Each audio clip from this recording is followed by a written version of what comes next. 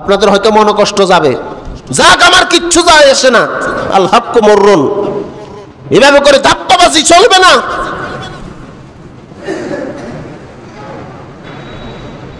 ইসলামটাকে আমরা তামাশা মনে করি, আমরা ধর্ম মানি। কোন সময় মানি? মানুষ মারা গেলে ধর্ম মানি, ওদের সময় ধর্ম মানি, বিয়ার সময় খুতবার সময় ধর্ম মানি।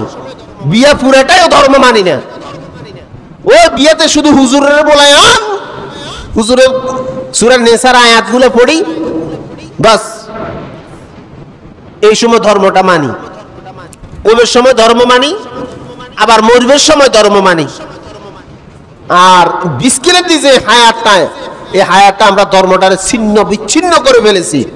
অথচ আমার রাসূল বলতেছেন উদখুলু ফি সিলমি কাফা, পরিপূর্ণ তোমরা কি করো? ইসলামের ভিতরে প্রবেশ করো।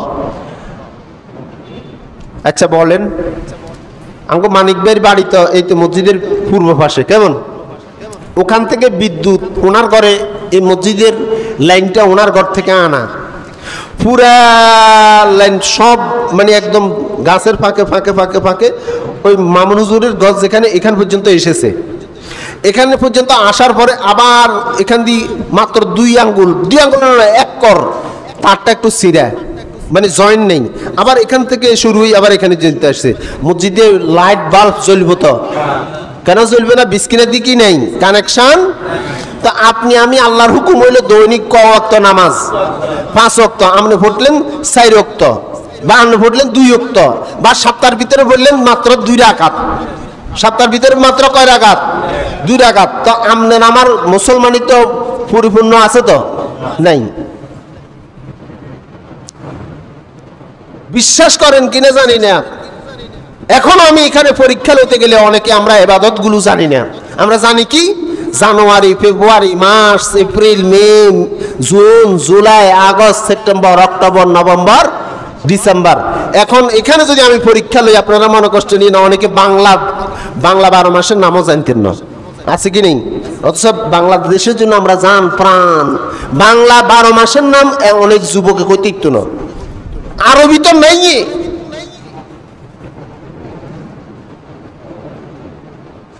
অথচ আমাদের নিজের যে কর্মগুলো দরকার, এই কর্মগুলোর ভিতরে আমরা মোটেই নেই। আমি আপনাদেরকে একটা কথা বলি, ফজরের নামাজ কয় রাকাত বলেন তো? 4 রাকাত। ফজরের নামাজ কয় রাকাত? 4 রাকাত। 2 রাকাত সুন্নাত।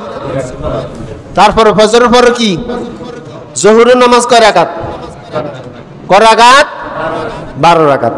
এই যে দেখছেন, জোহরের নামাজ প্রথম সুন্নত কয় রাকাত, এরপরে ফরজ, এরপরে 2 রাকাত, এরপরে 2 রাকাত। এই কয় রাকাত হয়েছে? 12 রাকাত। এই জায়গায় আজকে একটা মাসালা শুনিলেন। জোহরের নামাজ আমরা সবাই বলছি 12 রাকাত, আসলে জোহরের নামাজ হচ্ছে 10 রাকাত। কয় রাকাত? নফল। এই 2 রাকাত নফল, জোহরের নফল নয়। আপনি যদি আসর পর্যন্ত 2 রাকাত করে নফল আদায় করেন, এটা কি সওয়াব হবে না গুনাহ হবে? তবে রাসূল সাল্লাল্লাহু আলাইহি সাল্লাম প্রত্যেক ওয়াক্তে নামাজের টাইমে উনি 2 রাকাত করে কি পড়তেন? নফলের নামাজ আদায় করতেন সময় থাকলে।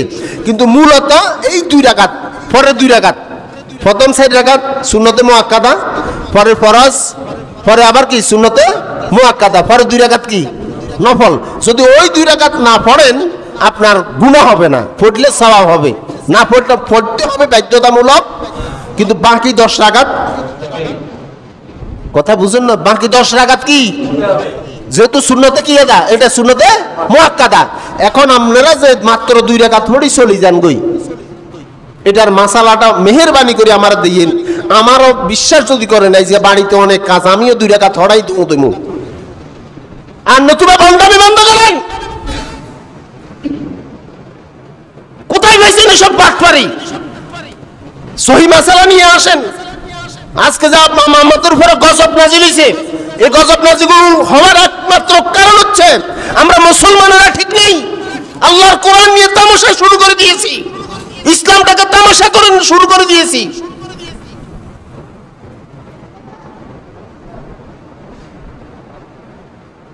তোমার মতো মুসল্লির জন্য আল্লাহ ঠেকি দেখতো না। তুমি আইও না মসজিদে। আপনি বিয়ে করলেন, বাস যে সময় একদম স্বামী স্ত্রী একসাথে হইব রাত্রে বিছানায়, সে সময় কইতরি গো আই লাভ ইউ জান, ওই লক্ষ্মী হামকো তোমকো বোর্ড ঠাড়া 100 বা দিব, বদমাইশ, বরণ পোষণ নেই, তালাশ নেই, তত্ত্বাশ মানে কোনো খবর নেই, ভাত নেই, কাপড় নেই, রাত্রে শোয়ার টাইম এসে তার কইতরি মারাইতে আইছো। ঠিক ইসলামটা হচ্ছে এরকম, আপনাকে মানলে সম্পূর্ণরূপে মানতে হবে। আর নতুবা এইরকম মাসালা আনেন, আমাদেরও উপকার করেন, আমিও 2 রাকাত হড়াই চলে যাবো না। হুজুর মা হুজুর হুজুর কেন 2 রাকাত হয়ে চলে যায়? কেন বাবা আজি এগুলো কেন করতেছেন, কেন করতেছেন? এই যে 4 রাকাত পড়বেন, এটা সুন্নতে মুআক্কাদা, এটা সুন্নতে মুআক্কাদা। যেমন আসরের, এবারে আসরের নামাজ কয় রাকাত?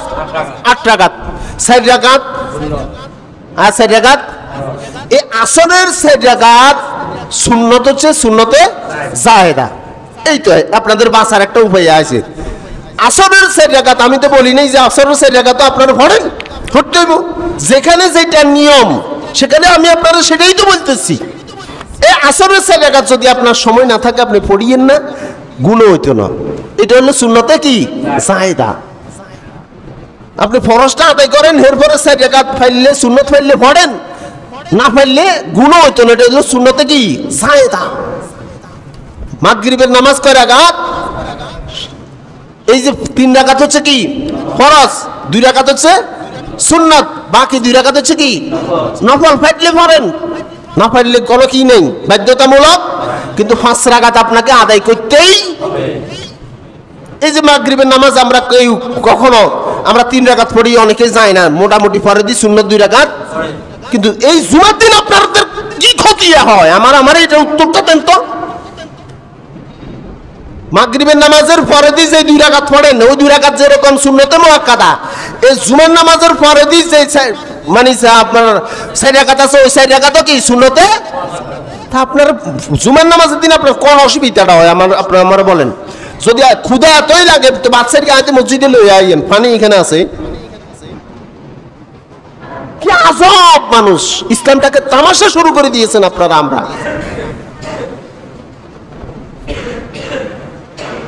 নতুবা বলেন বলে হুজুর আমরা এন্নের উপরে চলবো, আমরা সহ্য হলে ইমামতি করেন, নইলে চলে যান। তামাশা শুরু করে দিয়েছে ইসলামটার হলে আপনাদের এখানে না, সব জায়গায়, সব জায়গায়।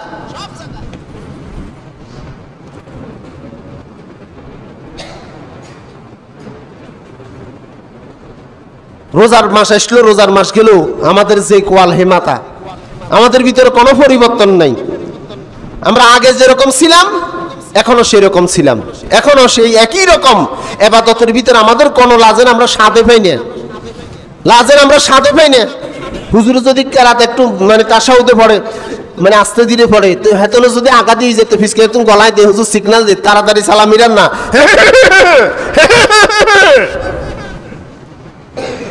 তো তোর যদি এতই গর্জ হয় তুই নিজে নিজে সালাম মিরে চলে যাচ্ছা।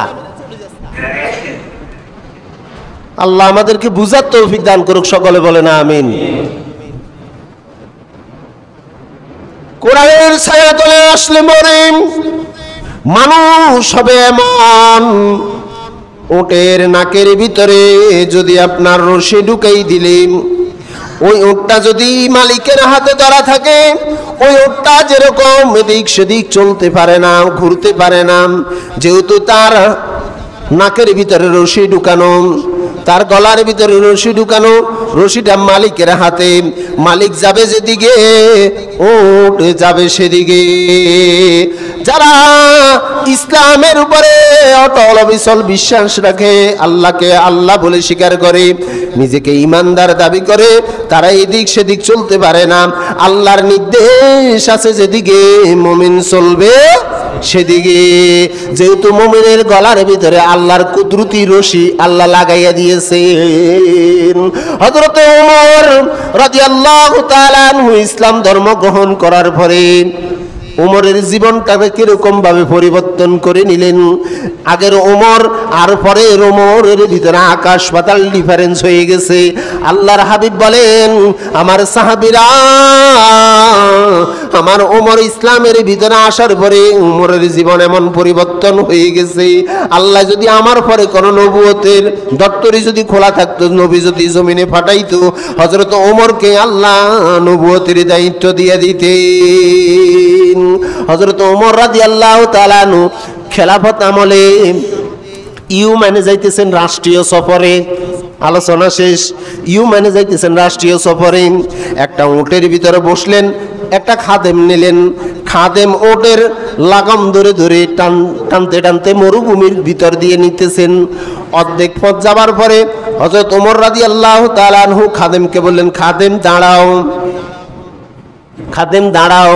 খাদেম দাঁড়াইয়া গেলেন, বললেন, একটা কাজ করো, ওটের রশিটা আমার হাতে দাও, তুমি এবার ওটের পিঠের উপরে বসো। খাদেম বলেন, হুজুর কি বলেন আপনি? আপনি খলিফাতুল মুসলিমিন, রাষ্ট্রপ্রধান, আমি ওটের পিঠের উপরে বসবো, আপনি ওটের রশি টানবেন, এটা কি হয়? বলে যে, খবরদার আমার সিদ্ধান্তের উপরে কথা বলিও না। তোমাকে যে আল্লাহ সৃষ্টি করেছে, আর আমি খলিফারেও সে আল্লাহ সৃষ্টি করেছে। সুবহানাল্লাহ, আমি নেতা হয়ে গেছি, বড় কিছু হয়ে যাই নাই। তোমার আল্লাহ যিনি, আমার আল্লাহ তিনি। তুমি এতটুকু পর্যন্ত আমাকে নিয়ে এসেছো, তোমার ঘাম বের হচ্ছে, তুমি কষ্ট পাচ্ছ, এবারে তুমি একটু উটের উপরে বসো, আমি এবারে উটের লাগাম ধরে টানি। হযরত ওমর রাদিয়াল্লাহু তাআলা আনহু দমক দিয়ে ওই খাদেমটাকে, গোলামটাকে উটের পিঠের উপরে বসাই দিলেন। উটের রশি ধরে ধরে টানতে টানতে ইউমানের দিকে নিয়ে যাচ্ছেন। যখন ওখানে ওই রাষ্ট্রের কাছাকাছি আসলো, খাদেম বলল, হুজুর এবারে আপনি উটের পিঠের উপর বসেন, আমার হাতে রশিটা ধরাইয়া দেন, মানুষ দেখলে বলবে কি? হযরত ওমর বললেন, তুমি আমাকে অর্ধেক পরিমাণ এনেছো, এখন অর্ধেক আমার হয় নাই। ঠিক যেখানে যাবার ওখানে গেলেন। ওমর রাদিয়াল্লাহু তাআলা আনহুর হাতের ভিতরে উটের রশি ধরা। তারা এসে ফুল বেচতেছেন যে আরব দেশের কি আসলো, রাষ্ট্রপ্রধান আসলো, ওনার শুভেচ্ছার স্বাগতম মানে জানাইতেছে। অথচ যাকে শুভেচ্ছার স্বাগতম জানাইতেছে সে কি খলিফা না গোলাম? সে হচ্ছে কি গোলাম। গোলাম রয়েছে উটের পিঠের উপরে, আর খলিফার হাতে কি রশি।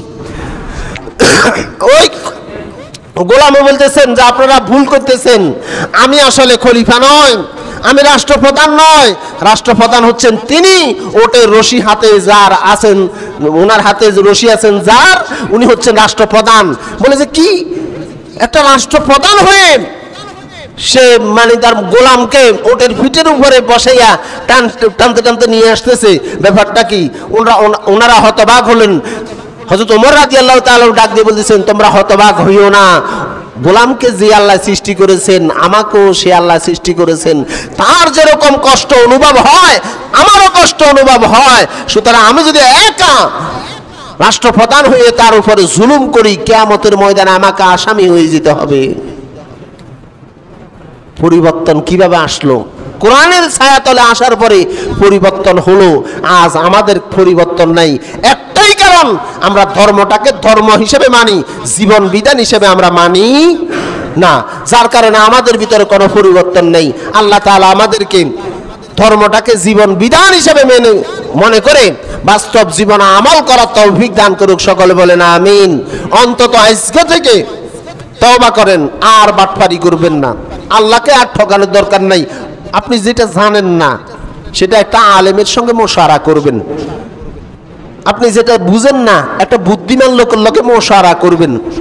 আপনার ইবাদত যেটা কবুল, আপনি যদি আমার কথা আপনাদের মনে কষ্ট যায়, আমি তো আর আপনাদেরকে বলি নাই যে আমার কথাই মানতে হবে। আপনাদের এই এলাকায় বড় কোনো আলেম নেই, আপনাদের এই এলাকায় বড় কোনো আলেম নেই, আপনাদের এই এলাকায় বড় কোনো মুফতি মুহাদ্দিস নেই, ওনাদের কাছে দরকার হলে পরামর্শ করেন যে হুজুর আমাদের খতিব সাহেব বলছে যে 2 রাকাত শুধু নামাজ পড়লে নামাজ নাকি আদায় হবে না, যে প্রথম মানে জুমার নামাজের কাবলে জুমা এবং বাদে জুমা এই 8 রাকাত পড়তেই হবে। জোহরের নামাজের আপনার যে সুন্নতে মুআক্কাদা যেগুলো, এই মুআক্কাদাগুলো আদায় না করলে চলবো কি না, কোনো একটা আলেমদের সঙ্গে মশওয়ারা করেন। যদি ওনারা বলে যে চলবো, তাহলে হাদিসের দলিল সহ মেহেরবানি করে আগামী সপ্তাহে এসে নিয়ে আসবেন। আমরা আপনাদের মতো 2 রাকাত পড়ে চলে যাবো, আঙ্গত কাম কাজ আছে। কি কন? আজ যদি বলে যে না হুজুর এটা তো খামাখা না, কোনো কিছু নেই, তাহলে আমরা যেরকম মানি আপনারা এরকম মানতে হইব, নতুবা আল্লাহর সঙ্গে বাটপারি করার কোনো মানি হয় না। আমি নইলে আগামী সপ্তাহ থেকে মসজিদে পরিপূর্ণ নামাজ পড়ি, ব্যাগ একসাথে বাড়াবো, আমি মসজিদে তালা লাগাই দিব, একজন হলে একজনে নামাজ পড়ুন।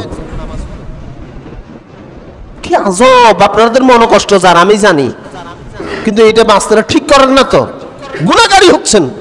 সুন্নতে মুআক্কাদা আদায় করতেছেন না আপনারা, কেন এগুলো করতেছেন? আল্লাহ আপনাদেরকে আমাদেরকে সবাইকে বুঝার তৌফিক দান করুক। ওমা তৌফিক ইল্লা বিল্লাহ। আসসালামু আলাইকুম ওয়া রাহমাতুল্লাহ।